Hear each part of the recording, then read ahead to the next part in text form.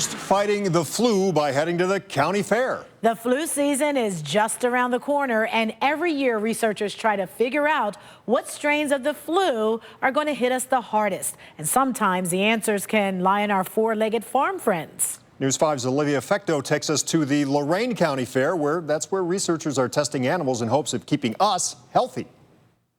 County fairs like this one in Lorain County give researchers a chance to visit a bunch of pigs in one place. And that's helpful because what they're doing is essentially wiping pigs' noses. If I could get them to blow their nose into a tissue, I would do that.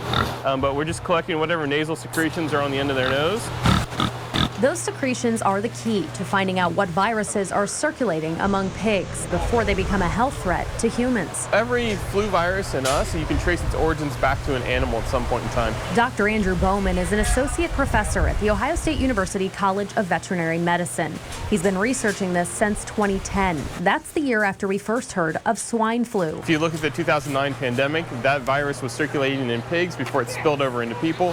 Bowman says pigs are susceptible to human and avian viruses in addition to their own. Those viruses can mix and match within the pigs, and so then a new virus might emerge, and so it might come back to us. Now at county fairs and shows, Bowman suits up in coveralls and gloves to wipe the noses of market hogs. Those swabs go back to the lab, where researchers identify different strains of the flu and try to figure out which ones might affect humans. We communicate those results with CDC, and so some of those strains might get turned into a candidate vaccine virus where they have it ready if it were to ever enter into the human population and spread. As for the pigs, the flu affects them just like it affects us. They'll have a runny nose, they'll have a cough, might have a fever, don't feel like eating, right? Kind of lethargic and lay around. Pigs can get vaccines for the flu too, but just like in humans, finding one that fits isn't always easy. The diversity of the pig viruses is much larger than what we have in humans, and so trying to get a vaccine match, which we have that issue in the humans as well, right, is a lot harder for us to get a good match and really stay ahead of those strains.